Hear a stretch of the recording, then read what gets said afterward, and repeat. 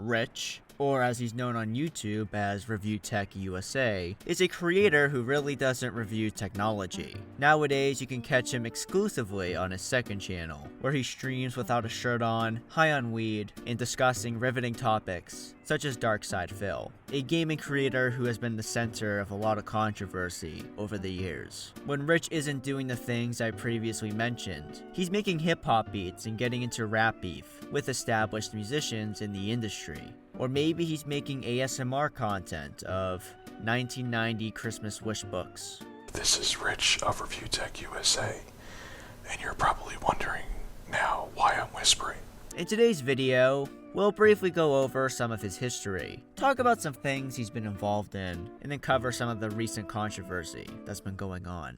Rich is an old school content creator. Prior to YouTube, he was involved with Blip TV, blogging on That Guy with the Glasses, the old website for Doug Walker's Nostalgia Critic show, alongside its associated programming, although Rich's time there was not well documented. The oldest videos currently on his YouTube channel date back to 2009, in which he discussed and showcased his video game consoles, both old and, at the time, new school, which is clearly where his username comes from. Although as we continue, Rich doesn't really know what he's talking about when it comes to tech, nor does he really even review it in the first place. Despite posting frequently for years, it wasn't his full-time job, from what I can gather. From 2008 to 2013, Rich struggled with jobs, with him blaming the economic recession, although in 2013, he finally started doing YouTube full-time, due to receiving enough success on his channel. Review Tech found his niche, which was not actually reviewing tech,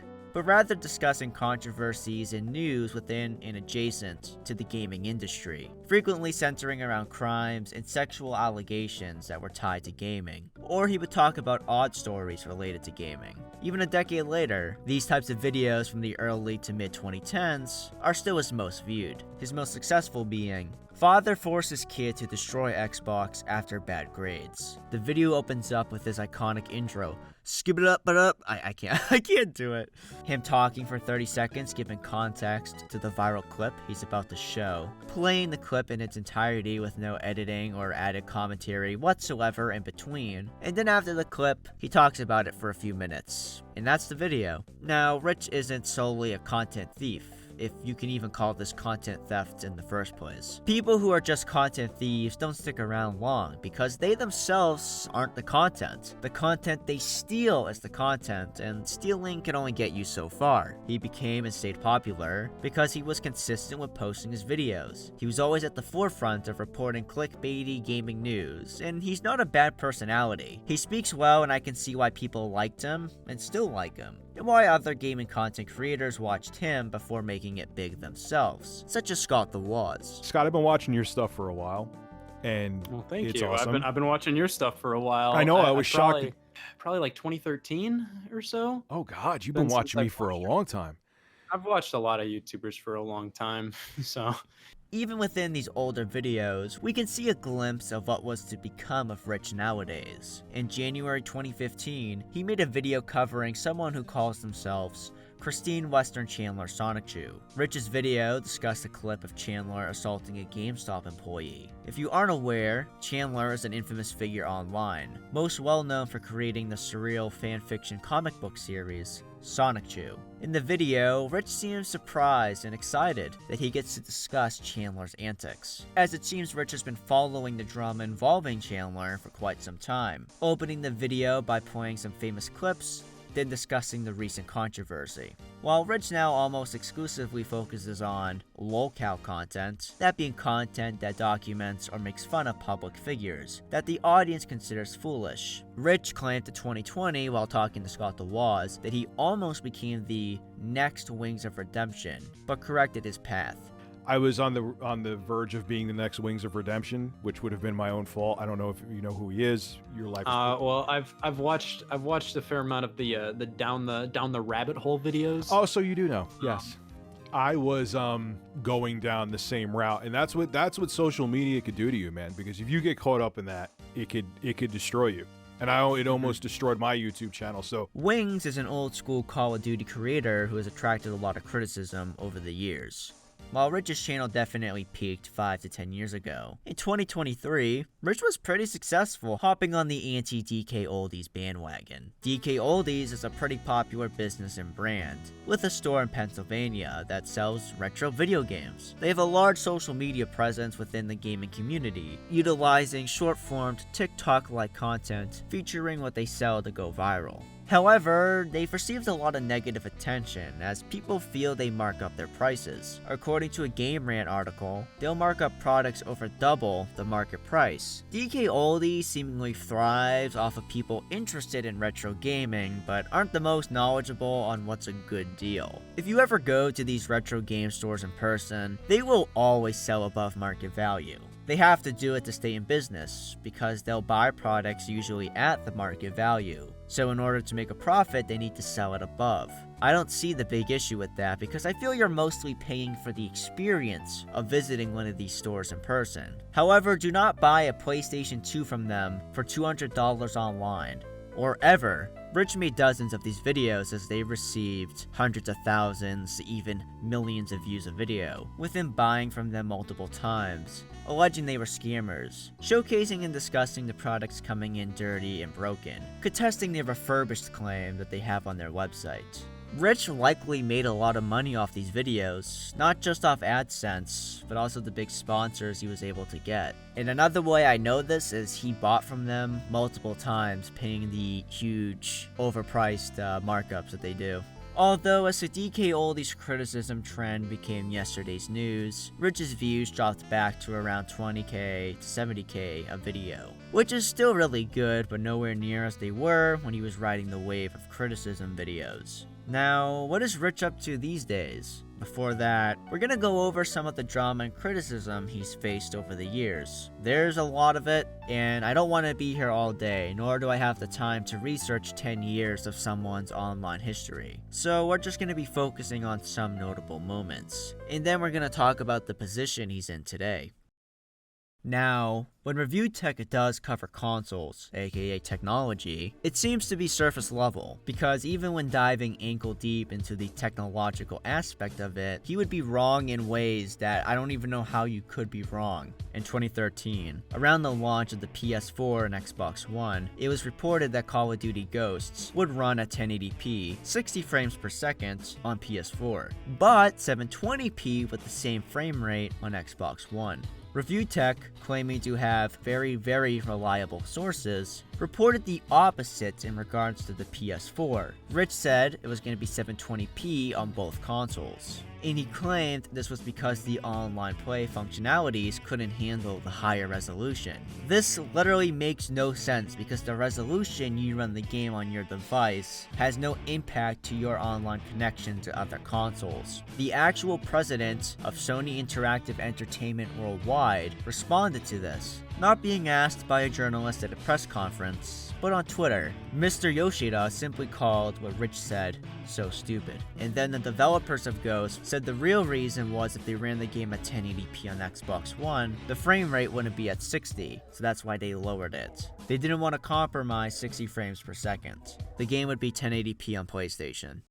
Back in the day, there was a lot of negative stigma around creators trying to solicit their audience for money, as it was a new thing. Even some of the most successful creators that make a lot of money doing that, like Mr. Medicare, were once against it. Although times have changed. Money is money, and audiences are now normalized to it for the most part, and a lot of people are willing to help keep the content they enjoy consuming afloat. Rich received a lot of criticism due to asking his audience for things. At one point, he wanted a Sony camera, and asked his audience for PayPal donations for it. In response, a creator named Buster made a video where he showed he had a brand new Sony camera in his possession, and bragged about buying it himself, without needing to ask his audience for it. Even though he never mentioned Rich, it was a clear sneak diss and he responded to it. This seems minor, what's the point of even mentioning this? Well, it helps set the stage and leads us into Rich's drama, involving a YouTuber named Big Cheese. He was an associate of Rich, and the two made a deal. Rich needed a computer, so Big Cheese loaned him one of his. In exchange, Big Cheese was to get 3 shoutouts from Rich a week for 6 months on his channel, and also $200. However, Rich wouldn't hold his end of the deal, and decided by himself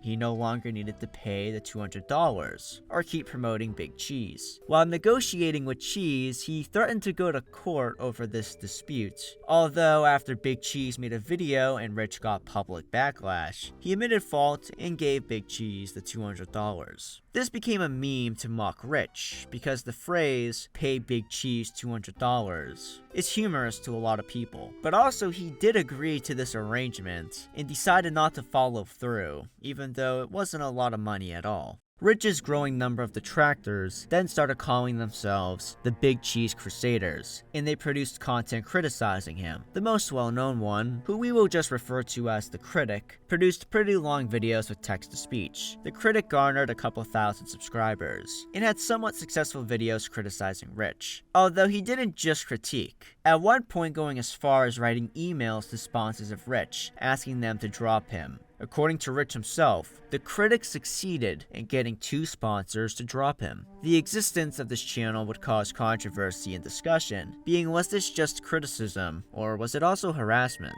This was covered in a pretty popular video released in 2016 by YouTuber Becky Boop, who even got to interview Rich about the situation in a follow-up video. Between the release of Becky's coverage and the upcoming release of the interview, the Critic took down all but one of his videos. He was afraid of being mass-reported while threatening people against him. The situation got ugly. A lot of people rallied around Rich, including big creators like political commentator Mundane Matt, with him claiming the Critic had doxed him, threatening to release it if Matt didn't disavow Rich. During Rich's interview with Becky, he alleged the Critic would harass him on Twitter and stalk him, which does appear to be true from what I've seen. Although, the Critic would eventually disappear from the internet, with detractors of Rich claiming he paid someone to dox him to get them to stop. In a now deleted video, ReviewTechUSA promoted some sort of person or group that was supposedly dedicated to cybercriminal investigations and preventing them. A lot of people thought it was sketchy and led to backlash. Regarding the doxing allegation, Rich disputes he paid this organization to dox, claiming someone doxed a Critic without being paid. People sent me information. I've never personally doxed him. I've never paid to get him doxed, even though he goes around saying that. Despite disputing the claim that he paid to dox, he publicly pondered releasing it on his Twitter. The Critic challenged him to. Rich responded saying he would, and also doxed the guy's child. Rich would later try to walk this back, But I was very tempted to release it, and I got angry and tweeted on Twitter that I was going to release his personal information and release a picture of his child.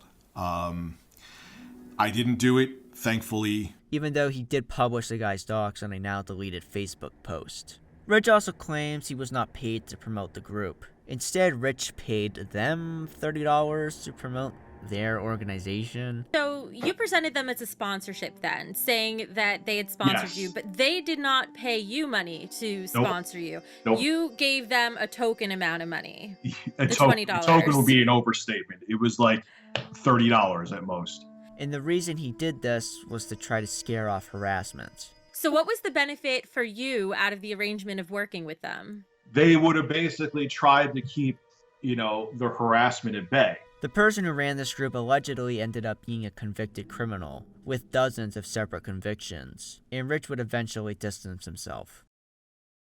Rich is a big fan of hip-hop and rap music. He's been producing his own beats going as far back as 10 years, appearing to be mostly done as a hobby on the side. As of recently, Rich has decided he wants to become an actual hip-hop producer, and have it not just be a side hobby. The closest he's gotten to achieving this dream was with his remix of rapper Streetz. Rome isn't the biggest in the industry at all, but he did release a celebrated album in 2022, which was listed as one of the best rap albums of the year by the Rolling Stones, and received a 7.3 out of 10 by Pitchfork. Rome did not like Rich's remix at all, calling it whack.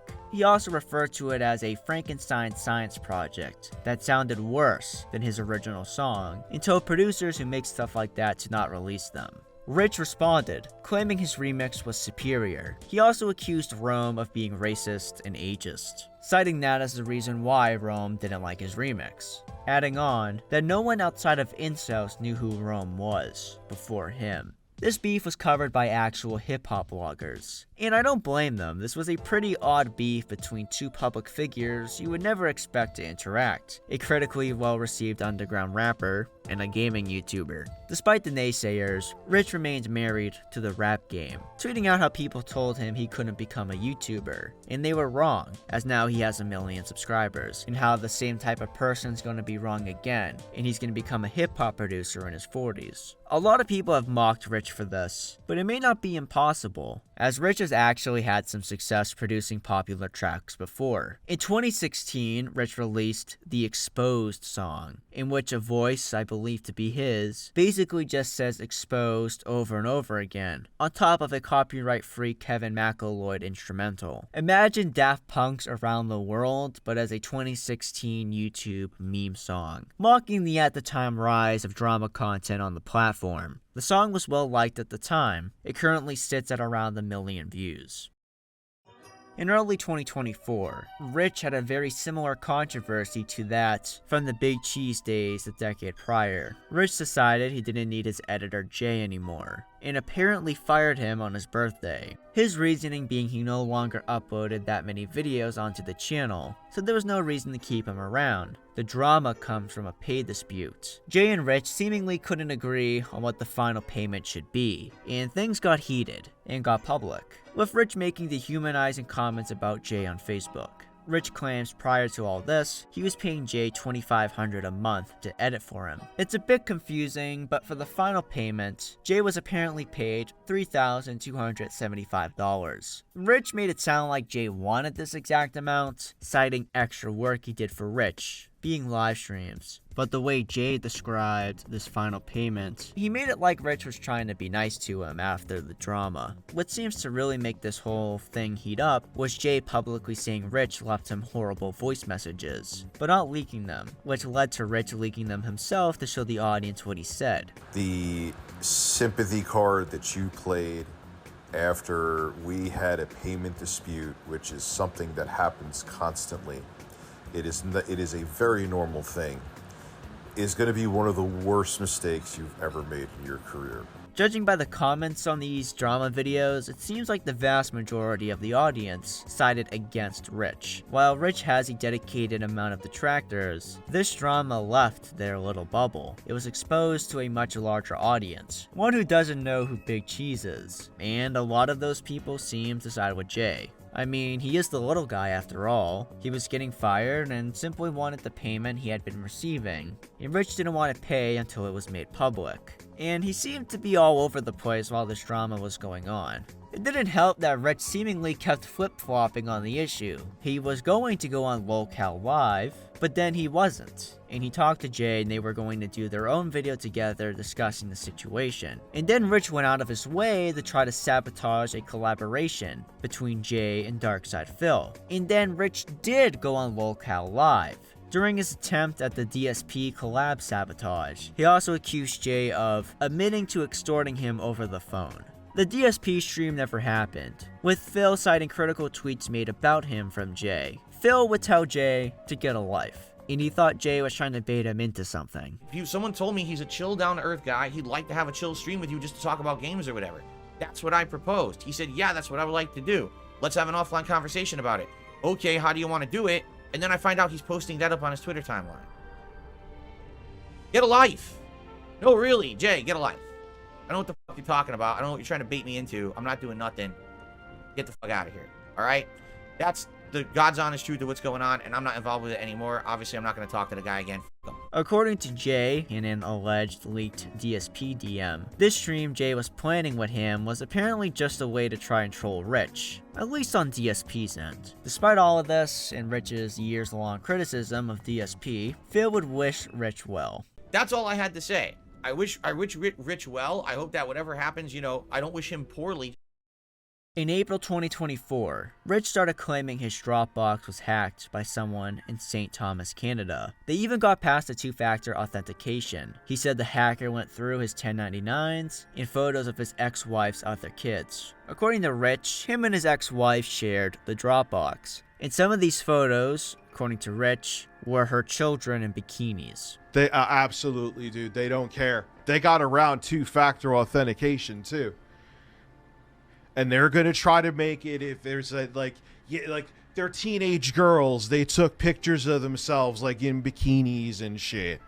They're gonna try to make it like, did it look like I was accessing them? By discussing what happened, in his view, he was trying to get ahead of the hackers trying to make him look like a creep. Some people would speculate if there was illegal pornography in his Dropbox, but Rich denied this. Rich would say the hackers were the real creeps for going through his Dropbox. He would allege the hackers were Andy Worski and PPP from drama news stream Kino Casino, or it was one of their fans, as the duo had been covering antics Rich was involved in consistently. Worski would mock the idea that they, or their fans, were hackers. When I spoke to Worski, he told me that he and PPP believe Rich was never hacked at all. Worski also denied living in St. Thomas, Canada, also saying Rich has changed details on where the hacker was accessing from. When I asked Worski what the official Kino Casino position was on whether Rich was actually a pedophile, or if they were just joking, he told me that they thought Rich was sus. When I asked Rich about the situation, he told me to just look at the times he's publicly addressed this, and didn't comment any further on the matter.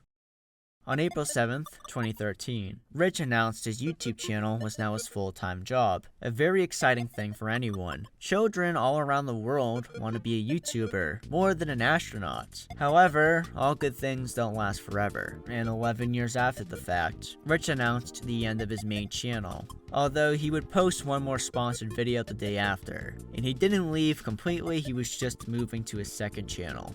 But not too long after that, he announced his audience would be seeing him less, as he got a new job. I don't think we're gonna see him fully quit anytime soon, but for now he's just a part-time YouTuber with a normal day job. He went from popular and successful commentator to just a guy who has detractors online, whose streaming career is now just attacking those more successful than him, while he acts as if he's above them. While I was making this video, I thought the drama between Rich and Jay was over, but apparently Rich has decided to start stirring the pot again on X, with him mocking Jay's mental health. Jay responded and tweeted out a hotline for mental health services, adding on that he thinks Rich is suffering from mental illness. During all of this, Rich decided to embrace being a villain. Alongside announcing this, Discord leaks came out of him acting deranged, writing that he thinks his career is over, so he's decided he's going to have his demise in spectacular fashion. His words, not mine. The ship is sinking, and man, I'm going to stir up everything while it's sinking. With him asking his remaining fans for any info on his detractors. Whoever has stuff on any of these assholes, by all means, post it here. On June 21st, 2024, Rich went live at the same time as both Jay in the Kino Casino. While he did secure about 800 live viewers, saying very unsavory things about Jay, the casino duo, and commentator 8-Bit Eric, that I cannot repeat or play because of how out of pocket they were, Jay in the casino still made more in donations than him. From my understanding, Rich later said he was going to do another stream the day after, discussing journalist Smash JT, and alleging he was involved in a crime. But Rich didn't go live, and he stopped posting on X. In a Discord server, he posted an audio message about collecting dirt on Jay to send to business associates of his. You're going to look real fucking bad. That's another thing I could send to his employers now. And then, some shocking allegations about Rich came out from the Kino Casino. Keep in mind, this is all allegations from a drama news show, but it's gotten a lot of traction, so I think it's worth mentioning. After talking to Jay, they alleged the Dropbox login came from Jay's computer. This was because Rich gave Jay a computer. He had previously used it and he didn't wipe it, so his Dropbox was logged into the computer. So that would explain how somebody from Canada got past Rich's two-factor authentication. The account was just there. They also alleged Rich had a backend on this computer, so he could remote access Jay's computer without him knowing. Originally, this computer was meant to be given to DSP. The casino alleged Rich messed with Jay's YouTube channel and PayPal account, while Jay would be live streaming. The most shocking was regarding what was in the Dropbox. They said it did have actual legal pornography on the Dropbox, trying to build onto the narrative that Rich is a creep.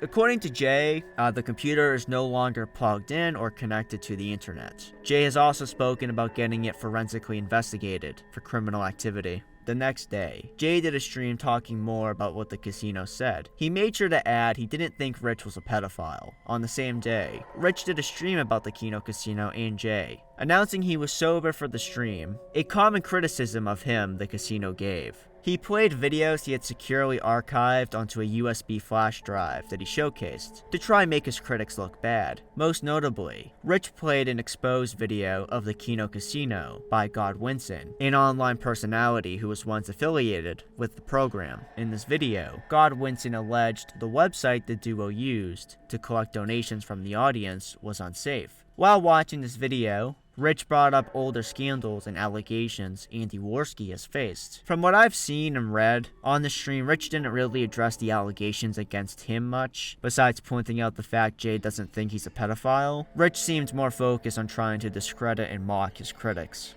On June 26, 2024, Jay announced his bank account in iCloud was hacked, and his money was e-transferred out of his bank account. He directly spoke to Rich, with him denying involvement and agreeing to cooperate with Jay in the situation. Andy Worski would reply to his post, telling him to stop talking to Rich and just let the police investigate. And since this, I don't think much has happened. There was a lot of leaked audio of Rich that came out, showcasing poor behavior of his. Rich has been streaming again, and he released the beat he made onto his main channel, which I covered on my second channel, Unwell Miguel, because I thought it was interesting. Also, Mudahar from Some Ordinary Gamers spoke negatively about Rich, despite previously going on his show, and that got attention. I might have to come back to this topic and story another day, as I think this is just the beginning of a extremely long saga. Make sure to follow me on X at UnwellMiguel and other social media, Instagram, Kick. Just go to MichaelAlberto.com. You can find all my social medias there. God bless.